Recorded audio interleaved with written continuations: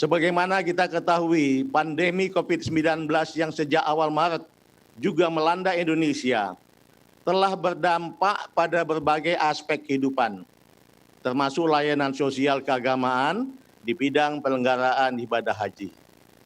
Kementerian Agama lalu membentuk Pusat Krisis Haji 2020 melalui keputusan Menteri Agama nomor 392 tahun 2020 yang diberi mandat untuk merancang, menyusun, dan mengkoordinasikan mitigasi krisis pada penyelenggaraan ibadah haji tahun 2020 ini. Tim ini telah menyusun dokumen lengkap skenario mitigasi penyelenggaraan ibadah haji yang disusun mengikuti perkembangan dan dinamika COVID-19, baik di Arab Saudi maupun di Indonesia. Hingga April, 3 skema penyelenggaraan ibadah haji disiapkan. Pertama, haji diselenggarakan secara normal sesuai kuota. Kedua, haji diselenggarakan dengan pembatasan kuota. Dan ketiga, penyelenggaraan haji tahun ini dibatalkan. Bersamaan itu, sejumlah layanan haji di dalam negeri tetap dilaksanakan, seperti manasik haji secara daring dan pelunasan BP dengan menerapkan protokol penanganan COVID-19. Untuk layanan haji di luar negeri, kontrak layanan akomodasi, transportasi, dan catering juga dipersiapkan. Hanya saja belum dilakukan pembayaran uang muka sesuai pertimbangan keamanan dan juga atas permintaan dari pihak Arab Saudi.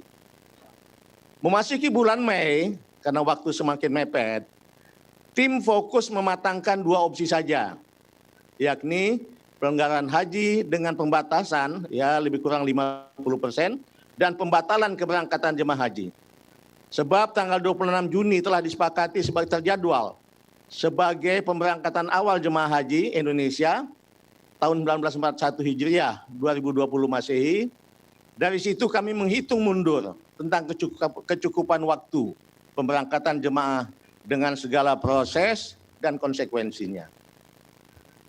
Skema pengurangan jemaah diambil karena harus ada ruang yang cukup untuk pembatasan fisik atau physical distancing jemaah, baik di asrama haji, di dalam pesawat, di pemondokan, maupun di area-area ritual haji, khususnya di Al-Musna, Arafah, Musdalifah, dan Mina. Dalam skenario ini, rentang waktu berhaji pasti akan lebih lama dari biasanya. Sebab ada tambahan masa karantina 14 hari sebelum keberangkatan, 14 hari setelah tiba di Arab Saudi, dan 14 hari setelah tiba kembali di tanah air Indonesia. Protokol kesehatan juga mewajibkan setiap jemaah untuk memiliki sertifikat bebas COVID-19 dari pihak yang berwenang. Bersamaan itu, Kementerian Agama juga menjalin komunikasi dengan pemerintah Kerajaan Saudi melalui Kementerian Luar Negeri Republik Indonesia perihal permohonan informasi penyelenggaraan haji tahun 1441 Hijriah atau tahun 2020 Masehi ini. Kementerian Agama juga telah melakukan kajian literatur serta menghimpun sejumlah data dan informasi tentang haji di saat pandemi di masa-masa lalu.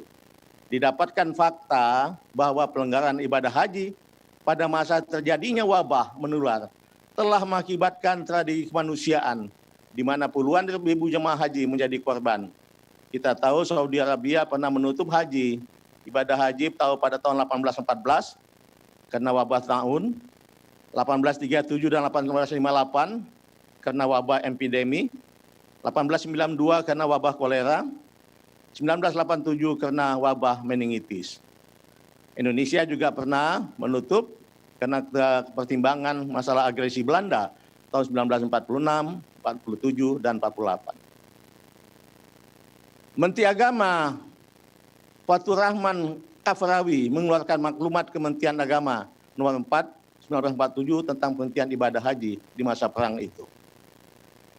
Kementerian Agama juga telah melakukan konsultasi kepada otoritas keagamaan di Majelis Ulama Indonesia (MUI) untuk mendapatkan pandangan keagamaan terkait pembatalan keberangkatan jemaah haji di masa pandemi.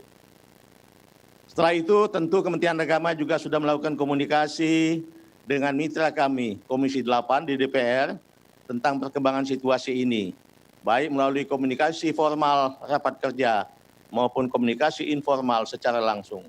Kami juga masih akan menggelar rapat kerja dengan Komisi 8 setelah acara pagi ini.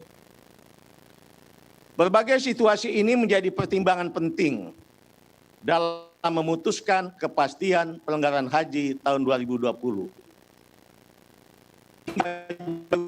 Pada pagi ini, pihak Arab Saudi tak kunjung membuka akses bagi jemaah haji dari negara manapun. Akibatnya, pemerintah tidak mungkin lagi memiliki cukup waktu untuk melakukan persiapan utamanya dalam pelayanan dan perlindungan jemaah. Berdasarkan kenyataan tersebut, pemerintah memutuskan untuk tidak memberangkatkan jemaah haji pada tahun 2020 atau tahun 1441 Hijriah ini.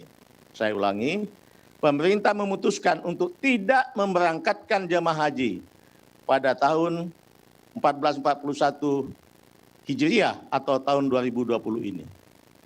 Keputusan ini saya sampaikan melalui keputusan Menteri Agama Republik Indonesia nomor 494 tahun 2020 tentang pembatalan keberangkatan jemaah haji pada pelanggaran ibadah haji tahun 1441 Hijriah atau tahun 2020 Masehi.